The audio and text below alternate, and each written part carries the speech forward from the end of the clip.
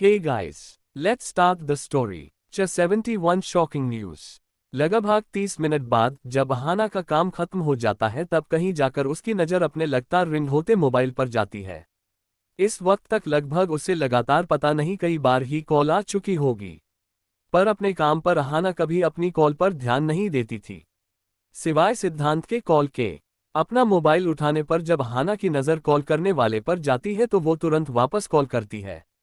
अब आगे कॉल करने पर सामने से एक ही रिंग कॉल पिक हो जाती है। इससे पहले अहाना कुछ भी बोलती पहले ही सामने से किसी की हड़बड़ाहट से भरी आवाज आती है। अहाना, मैं तुम्हें कब से कॉल करने की कोशिश कर रहा था, तुम अब तक कहाँ थी? तुमने एक बार भी मेरा कॉल क्यों पिक नहीं किया? तुम्हें पता है क्या हो गया है? सामने वाले के लगातार चीख सुनकर अहाना एक पल के लिए अपने फोन को अपने कान से अलग करती है और कुछ पल रुकने के बाद बोलती है, वरुण, 1 मिनट पहले तुम थोड़ा शांत हो जाओ। अहाना के बोलने पर वरुण चिल्लाते चिल्लाते एकदम से शांत हो जाता है।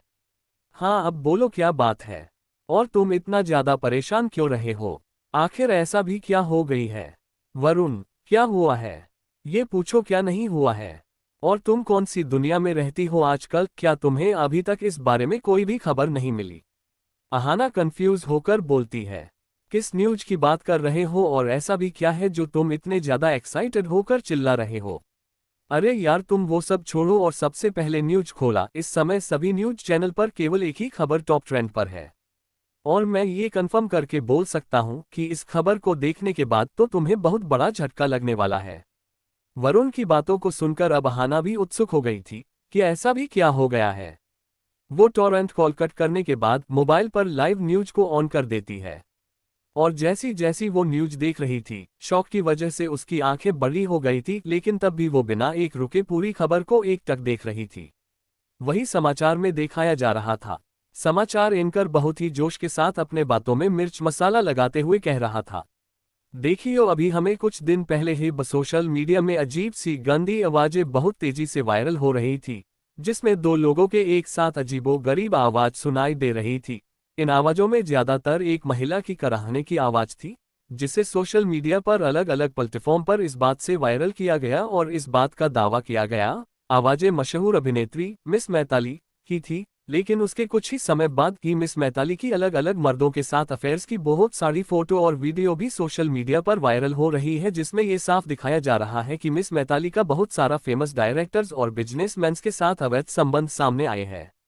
हमें हमारे गुप्त सूत्रों से मिस मैताली की सारी अवैध तस्वीर भी मिली है, जिसे देखकर देश की आम जनता का गुस्सा इस बॉलीवुड एक्ट्रेस के लिए लगातार आग की तरह बढ़ता ही जा रहा है। मिस मैताली हालांकि ज्यादा मशहूर अभिनेत्री नहीं थी, लेकिन लोगों में उनकी छवि काफी सकारात्मक थी। लेकिन इन सब तस्वीरों में और वीडियो को देखकर आम जनता का गुस्सा बहुत बढ़ गया है और उन सब की यही दावा है कि मिस मैताली को फिल्म इंडस्ट्री से बैन करवा देना चाहिए। यहाँ तक कि मिस मैताली की टीम और उनके प्रोडक्शन हाउस की तरफ से अभी तक किसी भी तरह का स्टेटमेंट जारी नहीं किया गया है, जिससे सभी को यही लग रहा है कि वो दोषी है और जल्दी ही उनको पूरे फिल्म जगत से हमेशा हमेशा के लिए बैन कर दिया जाएगा। आम जनता का यही कहना है कि इस तरह की लेडी को वो लोग किसी भी पर्दे में देखना बिल्कुल पसंद नहीं करेंगे, जिससे आज मिस मैताली का करियर लगभग खत्म होने की कगार पर आ चुका है। कुछ पल समाचारों को देखने के बाद अहाना वरुण को दोबारा से कॉल करती है और उससे बोलती है, मुझे लगता है इन सब के पीछे राज का ही हाथ है, जिससे मैताली चाहकर अभी तक कुछ भी नहीं कर पा रही है। वरुण कहता है, लेकिन तुम इतने ज्यादा श्योर कैसे हो सकती हो? अहाना कुछ पल रुकने के बाद कहती है, मैं उन दोनों कामिनों की रग रग से वाकिफ हूं, लेकिन मुझे पता है राज उसे पूरी तरह बर्बाद नहीं करेगा, इसलिए अब उसका ये अधूरा काम तुम्हें पूरा करना होगा। उसके खिलाफ अब तक तुमने जितने भी सबूत इकट्ठे किए हैं उन सबको एक एक करके रिलीज कर दो। कुछ दिन पहले ही अहाना ने वरुण को मैताली के खिलाफ सारे सबूत इकट्ठे करने को कहा था। उसे पता था कि मैताली सभी अमीर बिजनेसमैन के कहने के लिए सोने के अलावा उसे ड्रग्स की बुरी लत भी थी। यहाँ तक वो ऐसी गैदरिंग में जाती थी जिसमें अगर कोई एक्ट्रेस जाए तो उसका फिल्मी करियर पूरा खत्म हो सकता था। लेकिन ये सब मैताली खुद की मर्जी से नहीं बल्कि राज के ऑर्डर पर करती थी। राज ही उससे ये सब अब तक करवाता आ रहा था और मैताली से बहुत पैसे ऐंठता था, और उन्हीं सब पैसे से वो अलग अलग प्रोस्टिट्यूट के साथ सोता आया था। राज ने अब तक मैताली के साथ बहुत सारी लड़कियों का फायदा उठाया था, लेकिन मैताली उनमें से थी जो राज के साथ उसके इन घिनौने काम में उसकी बराबर की हकदार थी। लेकिन वो राज के लिए किसी कठपुतली से कम नहीं थी। अहाना को ये तो नहीं पता था कि राज ने मैताली के साथ ऐसा क्यों किया था, लेकिन कहीं ना कहीं उसने अहाना का काम ही आसान कर दिया था। अब सबसे पहले वो राज को अपने रास्ते से हटाने की जगह मैताली को हटाना चाह रही थी। उसने एक खतरनाक वाली हंसी के साथ से वरुण से कहा, अब ये दोनों जब खुद ही एक दूसरे के दुश्मन बनकर हमें मौका दे रहे हैं तो हमें भी इनके इस दिए हुए मौका का पूरा फायदा उठाना चाहिए। अहाना की बात सुनकर वरुण के चेहरे पर भी चालाकी से भरी एक मुस्कान आ जाती है और वो अहाना से ओके बोलकर अपने प्लान पर काम करना शुरू कर देता है, जिससे जल्दी ही मैताली की जिंदगी पूरी बर्बाद होने वाली थी। इसके बाद तो वो अपना चेहरा तक किसी को दिखाने के लायक नहीं बचेगी। कॉल कट करने के बाद अहाना धीमी आवाज में खुद से बड़बड़ाए, मैताली मैंने ही तुम्हें एक सक्सेसफुल एक्ट्रेस बनने में मदद की थी, अब मेरे ही हाथों तुम्हारी जिंदगी नरक में बदल दी जाएगी, लेकिन मैं तुम्हें इतनी आसानी से तो नहीं जाने दूंगी। अब तक तुमने अहाना का प्यार ही देखा था, अब तुम अहाना की नफरत देखोगी। इस वक्त अहाना की आंखें अंगारे उगल थी, उसने अपने हाथों की कसकर मुट्ठी बना ली थी। इस वक्त अहाना को कोई भी देखता तो डर के मारे उसकी जान ही निकल जाती। अहाना इस वक्त किसी डैसल से काम नहीं लग रही थी, उसके चेहरे पर इस वक्त किसी शैतान की तरह ही मुस्कुराहट थी। उसकी आंखों में किसी को जान से मारने का इरादा साफ झलक रहा था। आज अहाना किसी मासूम और प्यारी लड़की से बिल्कुल उलट किसी शैतान से कम नहीं लग रही थी, जो अपने दुश्मनों को खून के आंसू रुलाने के लिए तैयार बैठी हो। 72 गुस्सा और फ्रस्ट्रेशन। इस वक्त अहाना की आंखें अंगारे उगल थी, उसने अपने हाथों की कसकर मुट्ठी बना ली थी। इस वक्त अहाना को कोई भी देखता तो डर के मारे उसकी जान ही निकल जाती। अहाना इस वक्त किसी डैसल से काम नहीं लग रही थी, उसके चेहरे पर इस वक्त किसी शैतान की तरह ही मुस्कुराहट थी। उसकी आंखों में किसी को जान से मारने का इरादा साफ झलक रहा था। आज अहाना किसी मासूम और प्यारी लड़की से बिल्कुल उलट किसी शैतान से कम नहीं लग रही थी, जो अपने दुश्मनों को खून के आंसू रुलाने के लिए तैयार बैठी हो। वहीं दूसरी तरफ कुछ दिनों पहले राज के अनाउंसमेंट वाले दिन, राज आज के घटना से इरिटेटेड और गुस्सा दोनों था। आखिर आज उसका इतना बड़ा नुकसान जो हो गया था। उसने अपने असिस्टेंट से कह दिया था कि वो वापस ऑफिस जा रहा है और इस वक्त वो किसी से भी नहीं मिलना चाहता। वो इतने ज्यादा गुस्से में था कि उसे खुद समझ नहीं आ रहा था कि वो पता नहीं अपने गुस्से के चलते क्या ही कर दे। वो सीधे अपने ऑफिस के लिए निकल गया। तो चलिए पहले हम राज के बारे में कुछ जानकारी ले लेते हैं। राज वर्मा इंडस्ट्रीज के मालिक का सबसे छोटा तीसरा नंबर वाला बेटा। ये साहबजादे हर अमीर बिगड़े नवाब से कुछ ज्यादा बुरे किस्म के थे। इनके बहुत से कारनामों तो इनके परिवार के मौजूद सभी अच्छे से जानते थे, जिसकी वजह से इनके पिता इन पर हमेशा गुस्सा ही रहते थे। उन्हें ये बात अच्छे से पता थी कि अगर उन्होंने अपने बिजनेस का एक भी हिस्सा इस इंसान को दिया तो वो उसे पक्का अपनी आयशी में ही उड़ा देगा। लेकिन तब भी वे एक पिता होने के नाते राज के अभी तक राज की सारे काले कारनामों को दबाते आए थे। राज के डैड कुशल वर्मा को जब पता चला कि राज ने अपनी पुरानी गर्लफ्रेंड की कंपनी की सारी प्रॉपर्टी अपना नाम कर ली तो वे बहुत खुश थे। उन्हें लगा कि चलो उनका ये नालायक बेटा कम से कम उनके किसी काम तो आया। शायद अब तक वो जितना उसे निकम्मा समझ रहे थे वो उतना ज्यादा भी निकम्मा नहीं था। इसलिए तब उन्हें फील हुआ कि राज को अपने बिजनेस का एक हिस्सा जरूर देंगे। हालांकि वर्मा इंडस्ट्रीज इतनी भी ज्यादा बड़ी नहीं थी, लेकिन वो रॉय कंपनी की प्रतिद्वंद्वी कंपनियों में से एक थी। हालांकि ऋषभ की मेहनत की वजह से अब वे इस कंपटीशन में काफी पीछे हो चुके थे, जिसे आजकल मिस्टर वर्मा बहुत गुस्से में रहने लगा थे। लेकिन अब तक उनका सारा गुस्सा अपने दोनों बड़े बेटों पर ही निकलता आया था। खैर, उन्होंने अपने छोटे बेटे से खुश होकर तब उसे अपनी एक ब्रांच कंपनी का सीईओ बना दिया था, लेकिन तब भी राज उसमें कोई काम नहीं करता था, जबकि वह उल्टा उस ऑफिस में जाकर पूरा माहौल ही खराब कर दिया था।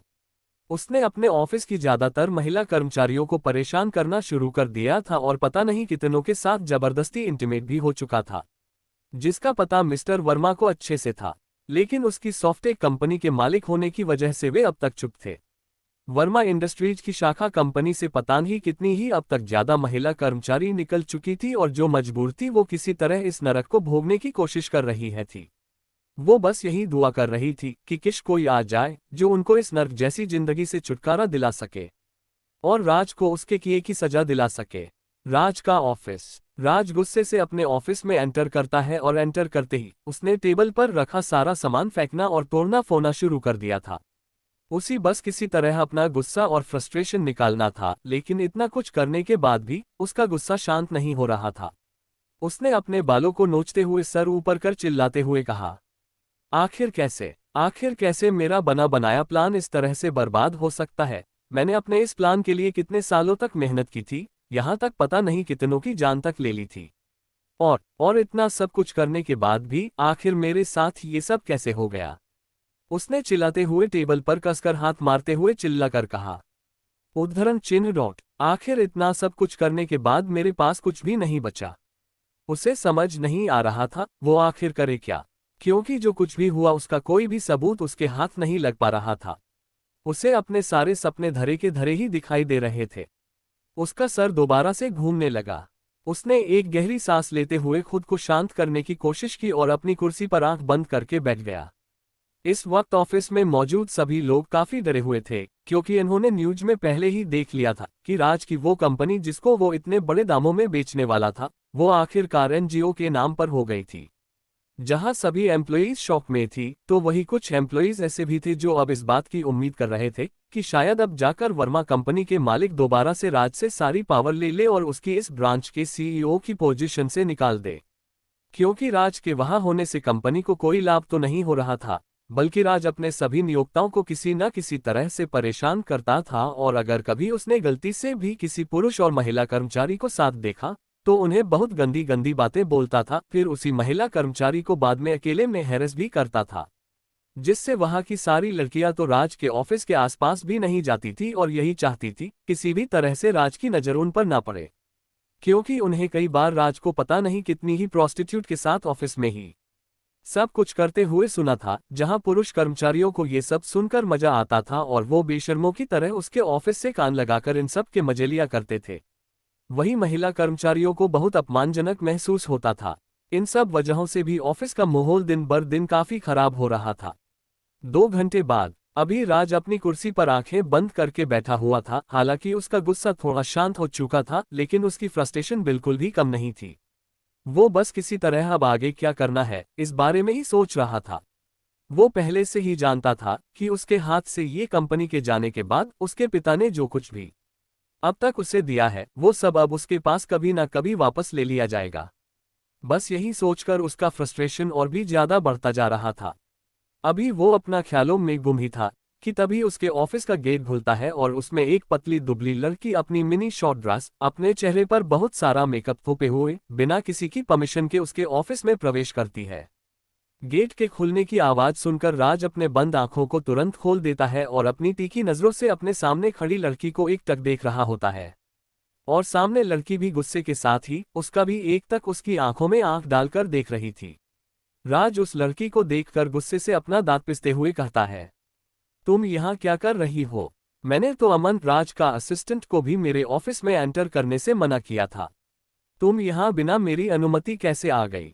राज की बात सुनकर सामने खड़ी लड़की भी उतने ही गुस्से से राज को जवाब देती हुई कहती है, तुम अब ये मुझसे पूछने की हिम्मत कर रहे हो कि मैं यहाँ क्या कर रही हूँ?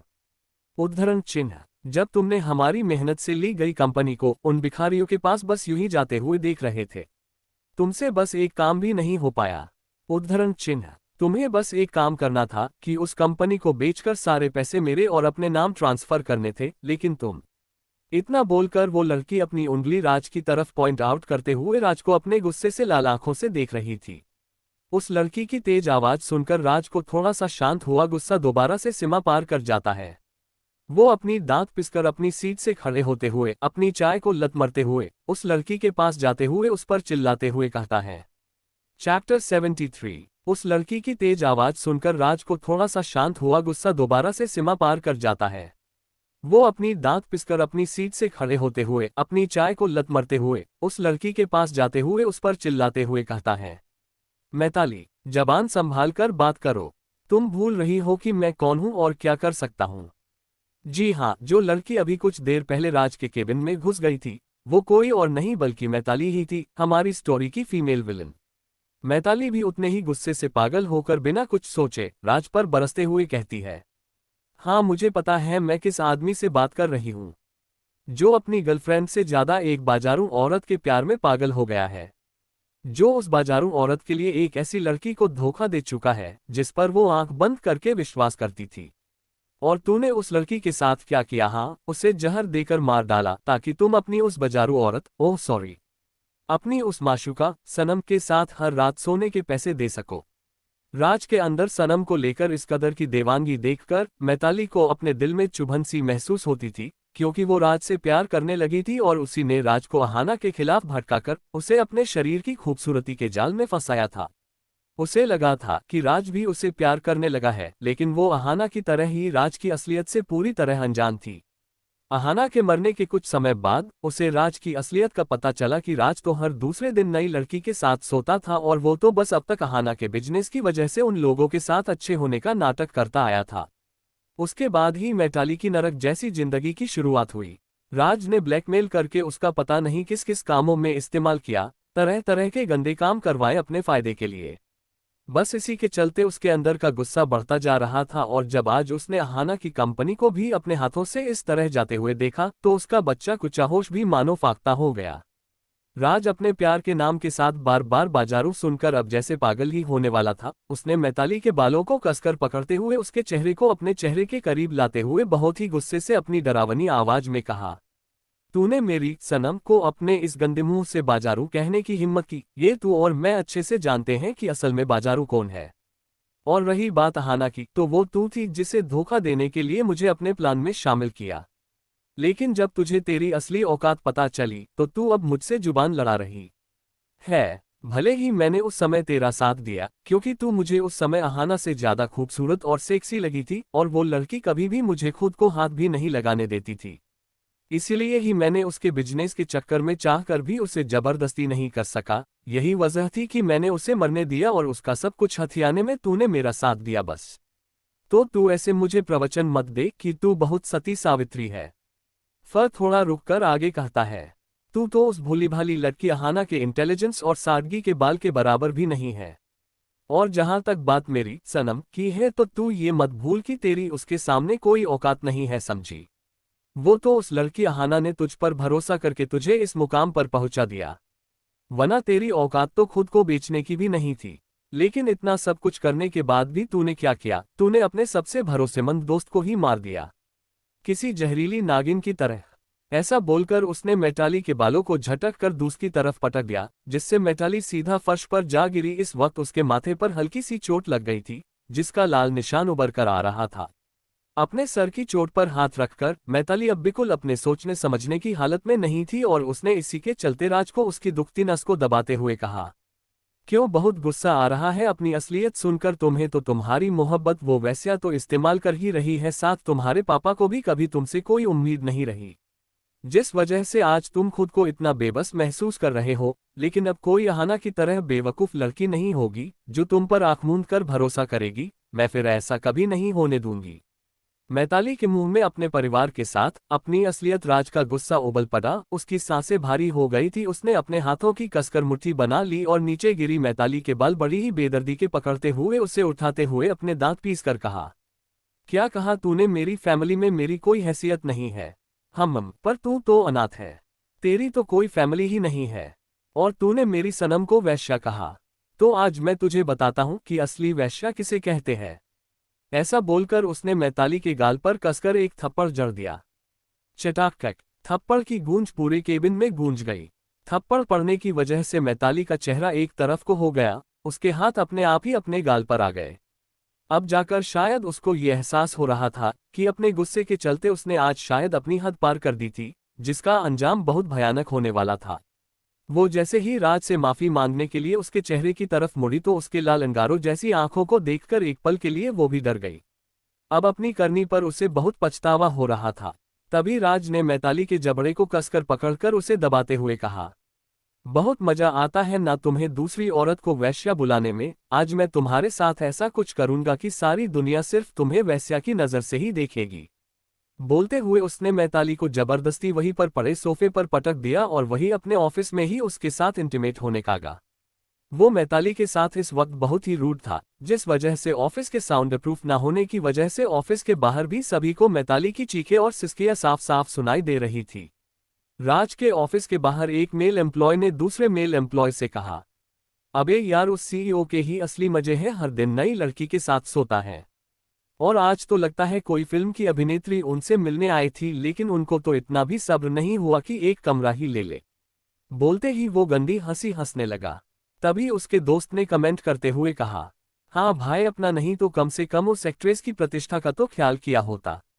उद्धरण चिन्ह। उन दोनों की बातों सुनकर तीसरा कर्मचारी मुंह बनाकर कहता है, मुझे लगा था आज उनका इतना बड़ा नुकसान होने की वजह ये से कम आज तो हमें ये सब सुनने को नहीं मिलेगा। लेकिन पहला कर्मचारी उसकी बात पर हामी भरते हुए कहता है, सच कहा तूने, काश अपने बॉस अपने इस लफंगे बेटे को अब जाकर यहां से निकाल दे। साले की वजह से अपने ऑफिस की क्या हालत हो गई है।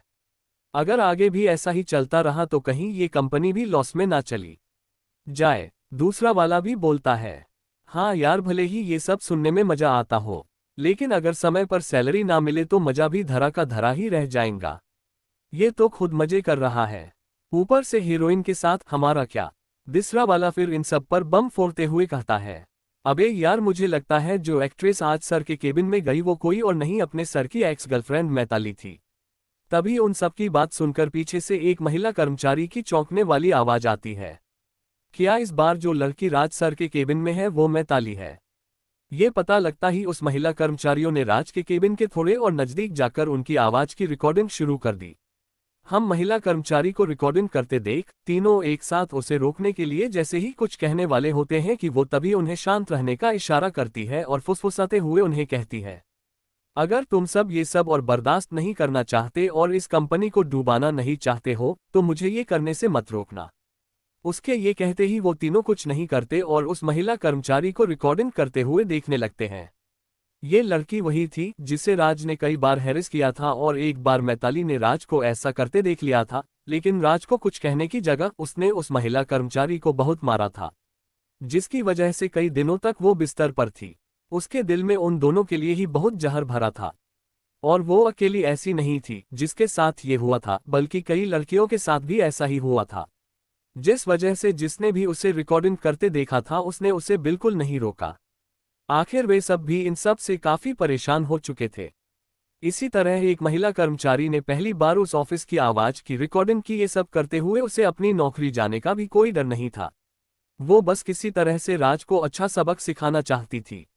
लेकिन उस महिला कर्मचारी को ये नहीं पता था कि एक सबक सीखने को तो मिलता है, लेकिन वो राज नहीं बल्कि मैताली को।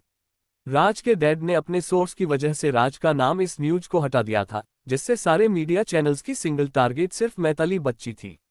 Mysterious island. इसी तरह एक महिला कर्मचारी ने पहली बार उस ऑफिस की आवाज की रिकॉर्डिंग की। ये सब करते हुए उसे अपनी नौकरी जाने का भी कोई डर नहीं था।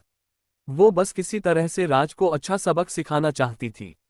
लेकिन उस महिला कर्मचारी को ये नहीं पता था कि एक सबक सीखने को तो मिलता है, लेकिन वो राज नहीं बल्कि मैताली को। राज के डैड ने अपने सोर्स की वजह से राज का नाम इस न्यूज को हटा दिया था, जिससे सारे मीडिया चैनल्स की सिंगल टारगेट सिर्फ मैताली बच्ची थी।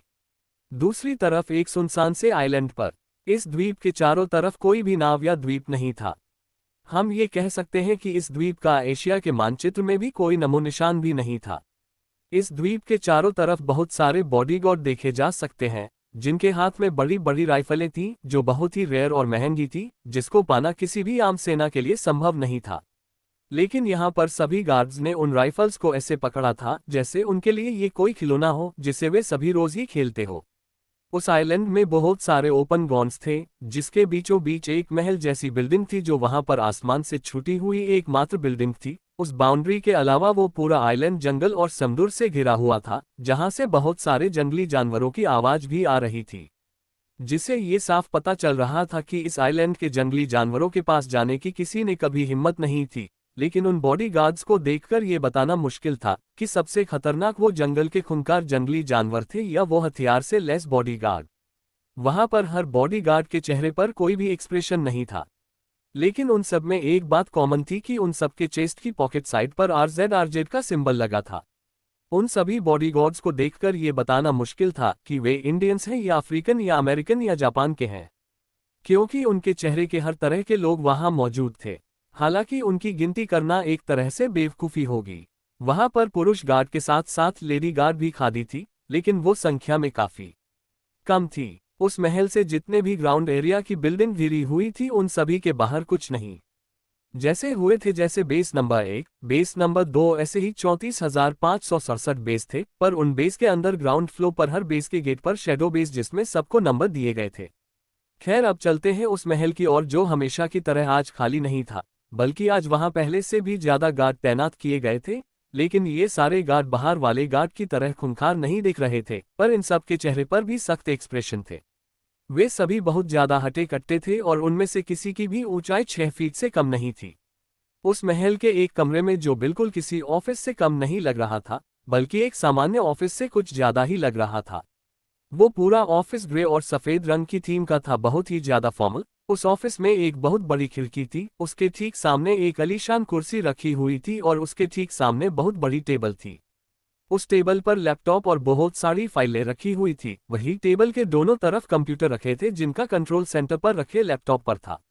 उस टेबल के ठीक सामने वाली दीवार पर बहुत सारी स्क्रीन लगी हुई थी जिसमें हर बेस के कैमरे का लाइव फुटेज चल रहा था।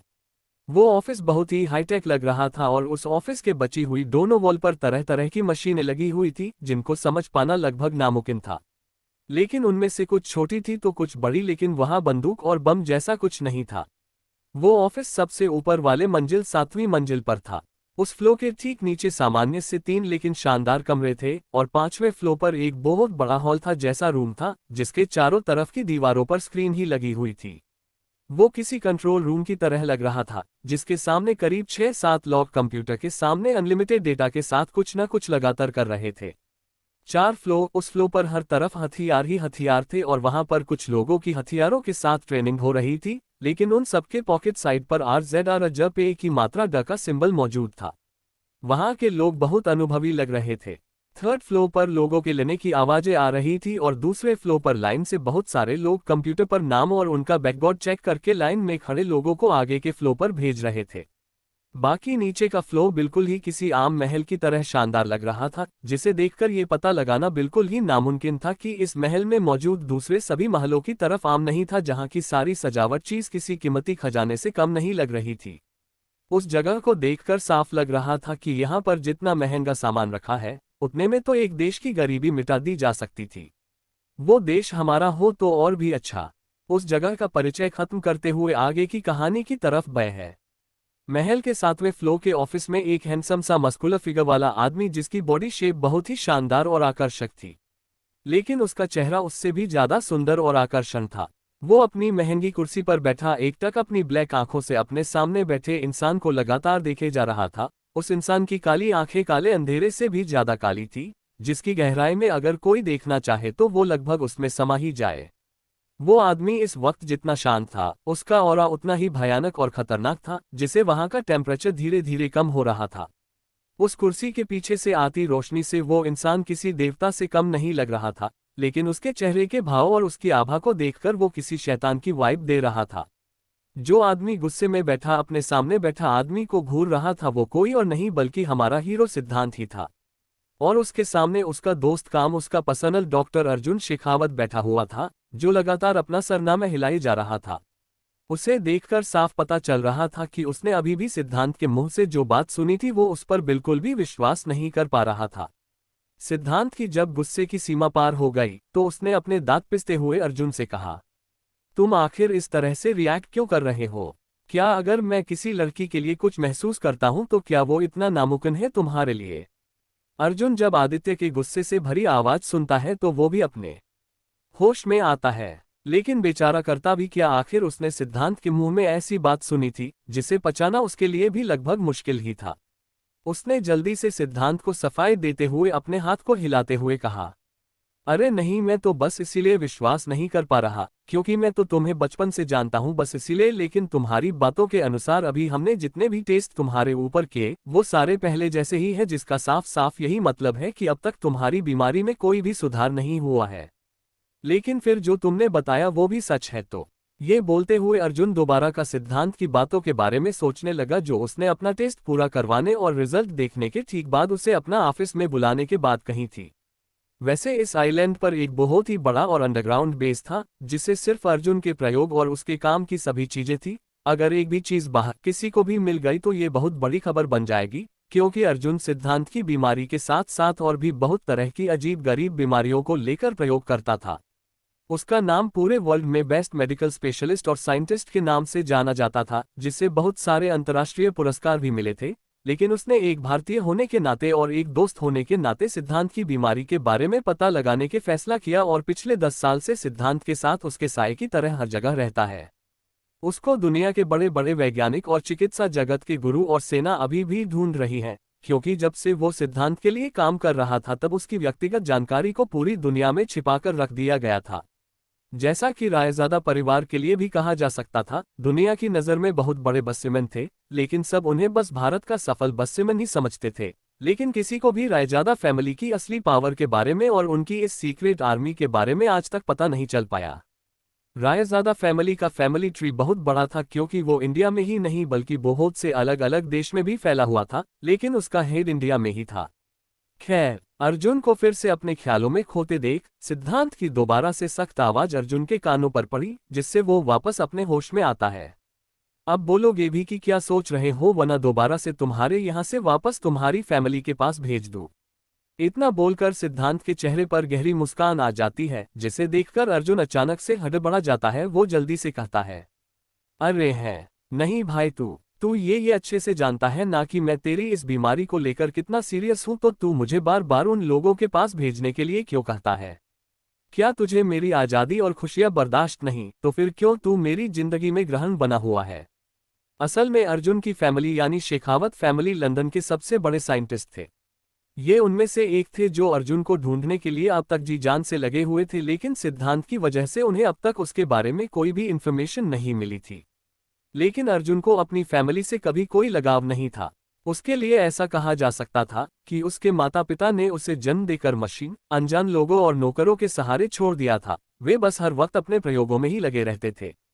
उन्हें कभी भी अर्जुन की कोई परवाह नहीं थी, तो अर्जुन ने भी अपनी जिंदगी मशीन के सहारे ही जीने की आदत डाल ली थी। हम ये कह सकते हैं वो भी सिद्धांत के तरह अपने काम को लेकर बहुत फोकस था। इन दोनों की मुलाकात तब हुई थी जब सिद्धांत अपनी आगे की पढ़ाई करने के लिए लंदन आया था।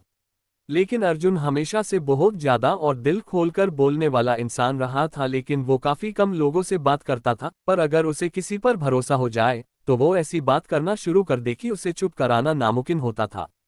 75 फैसला। उन्हें कभी भी अर्जुन की कोई परवाह नहीं थी, तो अर्जुन ने भी अपनी जिंदगी मशीन के सहारे ही जीने की आदत डाल ली थी। हम ये कह सकते हैं वो भी सिद्धांत के तरह अपने काम को लेकर बहुत फोकस था। इन दोनों की मुलाकात तब हुई थी जब सिद्धांत अपनी आगे की पढ़ाई करने के लिए लंदन आया था। लेकिन अर्जुन हमेशा से बहुत ज्यादा और दिल खोलकर बोलने वाला इंसान रहा था, लेकिन वो काफी कम लोगों से बात करता था। पर अगर उसे किसी पर भरोसा हो जाए तो वो ऐसी बात करना शुरू कर दे कि उसे चुप कराना नामुमकिन होता था। अर्जुन अपने ख्यालों से वापस आकर सिद्धांत की तरफ देखता है, जो अभी भी अपने चेहरे पर टेढ़ी मुस्कान के लिए उसे ही देख रहा था, जैसे कह रहा हो, मैं सच में सीरियस हूँ। अर्जुन, ठीक ठीक है, मैं समझ गया। अब मैं गंभीर होकर तुम्हारी सारी बात सुनूंगा। बोलो। अर्जुन के इतना कहने पर सिद्धांत के चेहरे के हाव भाव सामान्य हो गए। वो अर्जुन को आहाना के लिए अपनी भावनाओं के बारे में बताने लगता है। तभी अर्जुन उसके बीच में मैं रोकते हुए कहता हूँ, एक मिनट रुको। तो तुम कहना चाहते हो कि तुम आहाना के लिए फील करने लगे हो और अब तुम्हारा रिश्ता इतना आगे बढ़ गया है कि तुम दोनों अब साथ हो और एक ही रूम शेयर करते हो, मतलब? उद्धरण चिन्ह। बोलते हुए वो 1 मिनट के लिए रुकता है और फिर अपनी शरारती मुस्कान के साथ सिद्धांत की आंखें में देखते हुए बहुत ही संदिग्ध रूप से उसे कहता है, मतलब तुम्हारे और उसके बीच सब कुछ हो चुका है? तुम समझ रहे हो ना मेरा क्या मतलब है? अर्जुन के बात सुनकर सिद्धांत की नजरें कुछ अजीब हो जाती हैं और वो अपनी अजीब नजरों से अर्जुन की तरफ देखने लगता है। उसे समझ नहीं आता था कि अर्जुन को हमेशा इन सब चीजों के बारे में ही क्यों सोचा करता था। क्या वो कभी इसके अलावा उसे कोई नई बात नहीं कर सकता था? सिद्धांत ने बिना कुछ बोलो सिर्फ ना में अपना सर हिला दिया। सिद्धांत के ऐसा करते ही अर्जुन ने शौक से चिल्लाते हुए कहा, क्या या इतना कुछ होने के बाद भी आखिर तुम अब किस चीज का वेट कर रहे हो सिड? अब तो तुम अपनी पत्नी से प्यार भी करने लगो हो, तो आखिर इसमें प्रॉब्लम क्या है? कुछ देर पहले सिद्धांत ने अर्जुन को बताया था कि वो अब आहाना को पसंद ही नहीं करता, बल्कि अब वो उससे ज्यादा मतलब प्यार करने लगा है। अब उसने और आहाना ने अपने रिश्ते को आगे बढ़ाने का फैसला भी कर लिया है, जिसके लिए आहाना भी राजी हो गई है। और अब वे दोनों एक शादीशुदा जोड़े की तरह रहने लगे हैं, जैसे एक साथ रूम शेयर करना, एक साथ सोना और डिनर करना। लेकिन उसके आगे उन लोगों ने कुछ भी एक शादीशुदा जोड़े की तरह नहीं किया है। अर्जुन को तो अपने कानों पर विश्वास नहीं हो रहा था कि सिद्धांत, जिसने अपना पूरा जीवन किसी संत की तरह बिताया था, अपनी बीमारी की वजह से, जब उसे अपनी बीमारी का तोड़ और एक प्यार करने वाली बीवी मिल गई थी, उसके बारे में भी उसने अभी तक उसके बारे में बताया, साथ में कुछ भी नहीं किया। वो भी तब जब वो उसे इतना ज्यादा प्यार करने लगा था। उसे तो अब समझ नहीं आ रहा था कि सिद्धांत किस मिट्टी का बना है, क्योंकि उसे पता था कि उसकी पत्नी किसी अप्सरा से कम नहीं लगती है, और सिद्धांत का उसके लिए इतना प्यार होने के बावजूद भी उसने अब तक पता नहीं कैसे खुद को इस तरह से कंट्रोल करके रखा हुआ है। उसके पास तो अब शब्द खत्म हो गए थे। वो बस एकटक सिद्धांत को ही देख रहा था, उसके मुंह से एक भी आवाज नहीं निकल रही थी। वो बस लगातार अपनी बड़ी बड़ी आंखें किए एकटक सिद्धांत को देख रहा था। सिद्धांत अर्जुन के चौंकने वाले रिएक्शन को देखकर बिना किसी भाव के उससे कहता है, जब तक मैं अहाना को अपनी बीमारी के बारे में सच सच नहीं बता देता, तब तक मैं नहीं चाहता कि मैं उसके साथ इस रिश्ते को आगे बढ़ाऊं। सिद्धांत की बात सुनकर अर्जुन उस पर लगभग चलते हुए कहता है, what are you out you mind Siddhant? तुम्हें पता भी है तुम इस वक्त क्या कह रहे हो? क्या तुम खुद को सुन भी पा रहे हो? तुम्हें पता है ना, अगर तुमने अहाना को अपनी बीमारी के बारे में बताया तो ये सिर्फ तुम्हारे लिए नहीं बल्कि पूरे रेज़ाडा एम्पायर की सुरक्षा के लिए जोखिम भरा होगा। तुम ये कैसे कर सकते हो? ये सिर्फ तुम्हारा एकल फैसला नहीं है, और वैसे भी तुम्हारे दादाजी इस बात के लिए बिल्कुल भी नहीं मानेंगे। सिद्धांत ने अर्जुन को बिना कुछ आगे बोलने का मौका दिए कहा, मैंने इस बारे में दादाजी से पहले ही बात कर ली है, और रही बात रायजादा की पुराने एम्पायर के चेयरमैन की, तो उनकी इजाजत से मुझे कोई फर्क नहीं पड़ता। अर्जुन, तुम ये अच्छे से जानते हो सिद्धांत, हमने किसी वजह से तुम्हारी बीमारी के बारे में ज्यादा लोगों को नहीं बताया है, बल्कि इसके बारे में तो सिर्फ तुम्हारे मॉम डैड और सीनियर हेड सिद्धांत के दादाजी को ही पता है। सिद्धांत, मैं ये बात किसी अनजान को नहीं बता रहा हूँ, वो मेरी पत्नी है और उसके ये जानने का पूरा हक है। इस वक्त सिद्धांत की आवाज थोड़ी कड़क हो गई थी। अर्जुन भी समझ रहा था कि शायद उसकी बातों से सिद्धांत को गुस्सा आ रहा है, लेकिन वो जानता था कि ये एम्पायर असल में कितना बड़ा है और इसके कितने सारे छुपे हुए दुश्मन हैं। तो वो नहीं चाहता था कि सिद्धांत अपने लिए किसी भी तरह का रिस्क ले। आखिर उसका ये सोचना गलत भी नहीं था। वो बस एक बार ही अहाना से मिला था, वो भी पहले वाली बिगड़ैल और नासमझ अहाना से, तो उसका ये सोचना नॉर्मल ही था।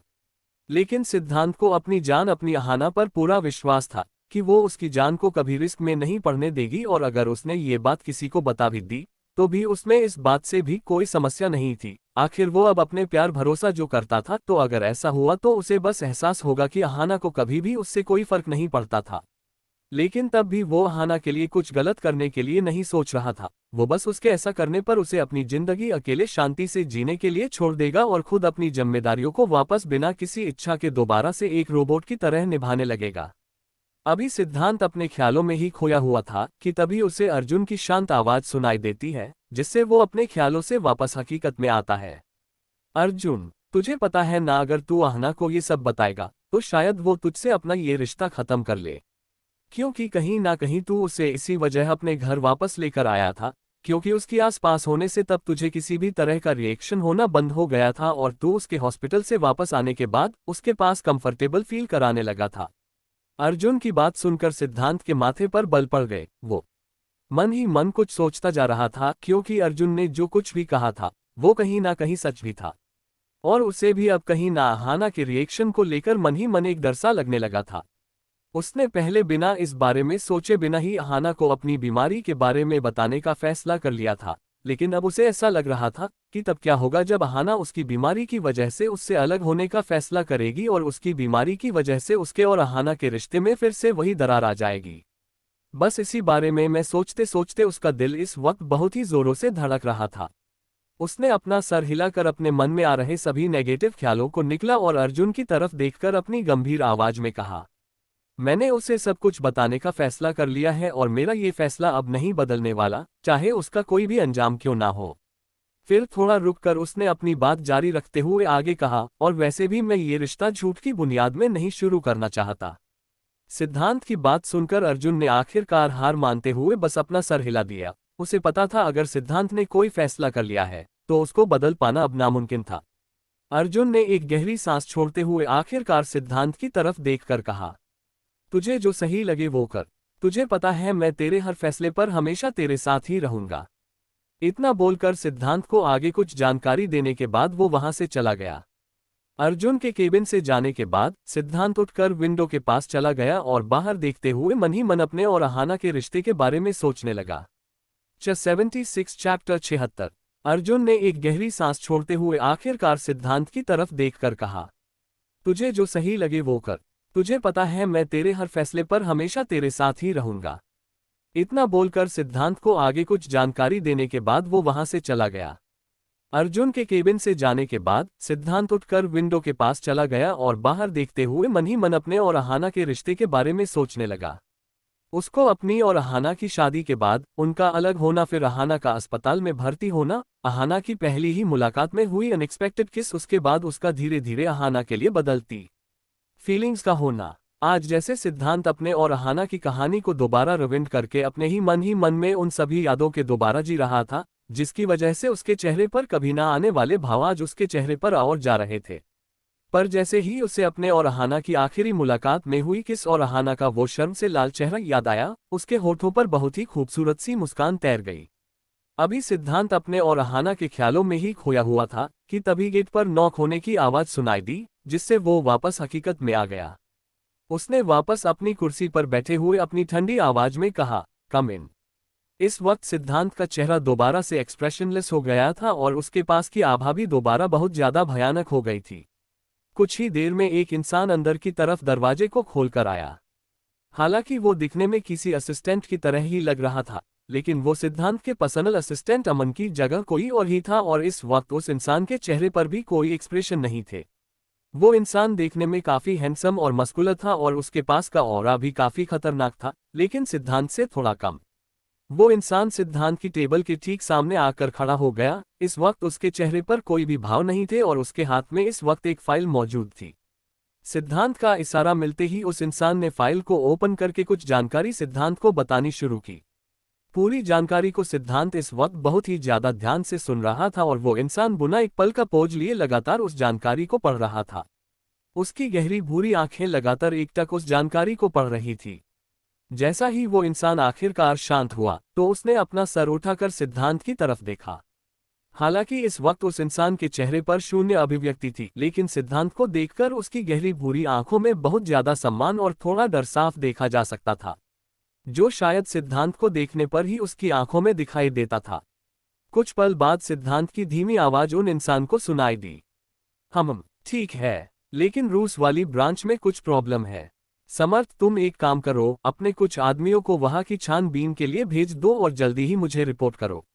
जो इंसान अभी सिद्धांत को जानकारी दे रहा है था वो उसका दाहिना हाथ और उसका बहुत ही भरोसेमंद आदमी समर्थ अग्रवाल था, जिसकी खुद की कोई फैमिली नहीं थी, जिसे सिद्धांत ने ही एक बम ब्लास्ट के बीच में बचाया था। उसके बाद से समर्थ हमेशा सिद्धांत के साथ ही रहता था। और जहां तक बम ब्लास्ट की बात है, जब सिद्धांत अपनी ट्रेनिंग के बाद अपनी टीम के साथ दुश्मन की लोकेशन पर पहुंच गया था तो उसके दुश्मनों ने उन पर घात लगाकर हमला किया था, जिसकी वजह से वहां पर बहुत सारे बेगानाहों के साथ साथ उसके कुछ आदमियों की जान चली गई थी। पर तब भी सिद्धांत ने अपने बल पर बहुत सारे लोगों की जानें बचा ली थी, जिनमें से एक समर्थ भी था। लेकिन उस भयानक हादसे के बाद समर्थ की फैमिली में कोई नहीं बचा था अपना कहने के लिए, तो उसने सिद्धांत को फॉलो करना चुना और उसे ही अपनी फैमिली मान लिया। लेकिन उस हादसे की वजह से वो किसी रोबोट की तरह हो गया था, जो बहुत टैलेंटेड तो था और उसके साथ ही साथ वो अपने दुश्मनों के लिए किसी फाइटिंग मशीन से कम नहीं था। लेकिन उस दर्दनाक हादसे के बाद उसकी अपनी कोई जिंदगी नहीं रह गई थी। वो बस किसी बिना एहसास वाले पुतले की तरह ही व्यवहार करता था, जिसके जीने का एकमात्र लक्ष्य सिद्धांत का साथ देना और हमेशा उसकी रक्षा करना था। समर्थ ने सिद्धांत का आदेश सुनकर बस अपना सर हिलाया और कुछ पल रुकने के बाद कहा, बॉस, हमें जानकारी मिली है कि लेडी बॉस कुछ समय से अपनी ट्रेनिंग को दोबारा से शुरू करने के लिए किसी कंपनी के लिए आवेदन की तलाश कर रही है। समर्थ के मुंह से अहाना का जिक्र सुनकर सिद्धांत के चेहरे पर भाव थोड़े शांत हो गए थे, जिसे देखकर सामने खड़े समर्थ की नजर अपने बॉस के चेहरे के बदलते भावों को देखकर गहरी हो गई। क्योंकि ऐसा पहली बार था कि किसी का जिक्र सुनने के बाद उसके बॉस के चेहरे पर एक्सपीरियंस चेंज हो। समर्थ अपने एक्सप्रेशनलेस फेस होने की वजह उसके चेहरे पर इसका कोई रिएक्शन ज्यादा नहीं दिखाई दिया।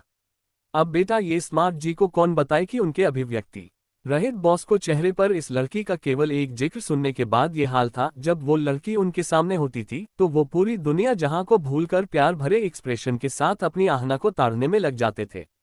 लेकिन ये सब वहां मौजूद समर्थ के लिए काफी नया था। उसे तो बस अमन ने ये ही बताया था कि बॉस को उनके डेली अपडेट के साथ साथ उनकी लेडी बॉस की पल पल की खबर भी देनी है। लेकिन उसने उस वक्त इस बात पर ज्यादा ध्यान नहीं दिया था। उसे केवल यही लगा था कि लेडी बॉस के अस्पताल में भर्ती होने के बाद शायद उनके बॉस को अब उनकी थोड़ी फिक्र होने लगी थी। लेकिन समर्थ को क्या पता था कि सिद्धांत का ये छोटा सा रिएक्शन अभी केवल एक ट्रेलर था। अभी तो पूरी पिक्चर तो उसे देखना अभी बाकी है। तो ये तो तय था कि आगे जाकर समर्थ के भावहीन चेहरे पर दुनिया जहां का शौक नजर आने वाला है। 77 हानस प्लान। लेकिन ये सब वहां मौजूद समर्थ के लिए काफी नया था। उसे तो बस अमन ने ये ही बताया था कि बॉस को उनके डेली अपडेट के साथ साथ उनकी लेडी बॉस की पल पल की खबर भी देनी है। लेकिन उसने उस वक्त इस बात पर ज्यादा ध्यान नहीं दिया था। उसे केवल यही लगा था कि लेडी बॉस के अस्पताल में भर्ती होने के बाद शायद उनके बॉस को अब उनकी थोड़ी फिक्र होने लगी थी। लेकिन समर्थ को क्या पता था कि सिद्धांत का ये छोटा सा रिएक्शन अभी केवल एक ट्रेलर था। अभी तो पूरी पिक्चर तो उसे देखना अभी बाकी है। तो ये तो तय था कि आगे जाकर समर्थ के भावहीन चेहरे पर दुनिया जहां का शौक नजर आने वाला है। दूसरी तरफ अहाना किसी से कॉल पर बात कर रही थी। ये कोई और नहीं उसकी कॉलेज की दोस्त दिया थी। उसने उससे कहा, अब मैंने फैसला कर लिया है, मैं किसी कंपनी में इंटर्न के रूप में काम नहीं करूंगी, बल्कि अपनी खुद की एक छोटी सी कंपनी शुरू करूंगी।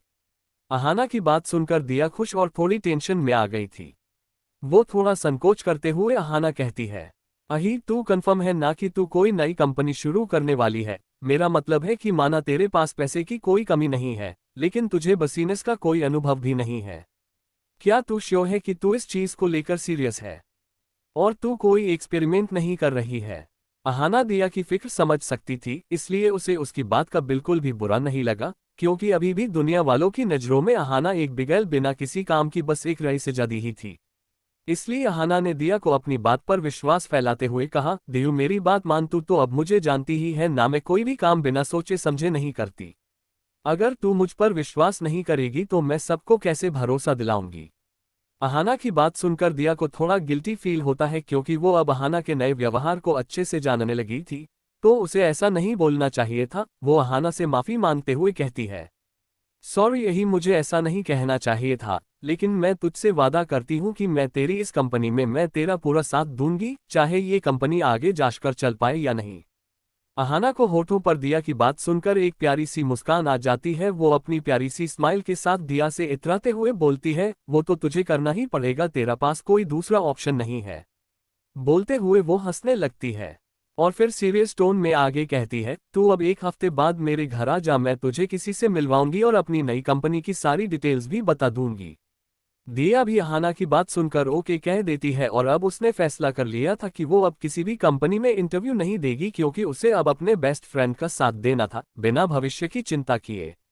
अहाना कॉल पर बात करने के बाद एक गहरी सांस लेती है और दोबारा एक नंबर डायल करते हुए खुद में ही बड़बड़ाती है, आज मुझे ऐसा लग रहा है कि मेरा सारा टाइम कॉल पर ही खत्म हो जाएगा। इतने में सामने वाले ने कॉल भी पिक कर लिया था। हाँ बोल रही, तूने आज मुझे कैसे याद किया? Open mouth smile, open mouth smile. Ahana मुंह बनाते हुए कहती है, वरुण तूने मेरा ये नंबर भी ढूंढ लिया, कम से कम अपनी बेस्ट फ्रेंड की जासूसी करना तो बंद कर दे।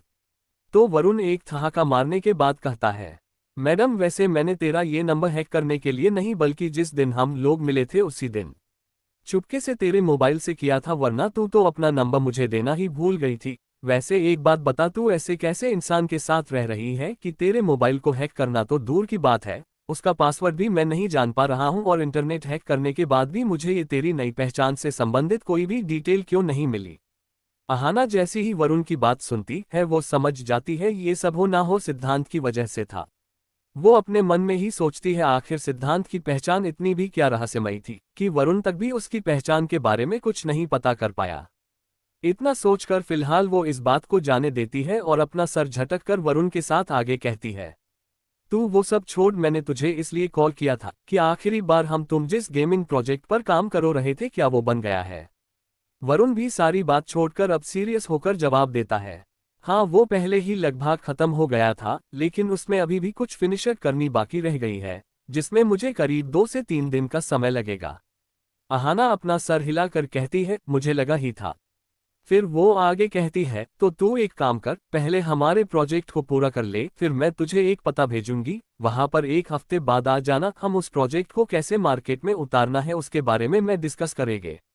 वरुण भी बिना सोचे अपना सर हाँ में हिला देता है। फिर उसे जब समझ आता है कि अहाना के कहने का क्या मतलब है तो खुशी के मारे उछलते हैं, कहता है, अरे क्या तू ये कह रही है कि तू अब फिर से नई कंपनी शुरू करने जा रही है?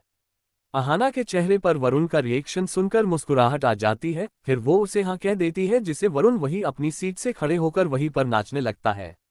आगे क्या होगा? आज के लिए इतना। हाय दोस्तों, मिलते हैं नेक्स्ट चैप्टर में। Thanks for watching.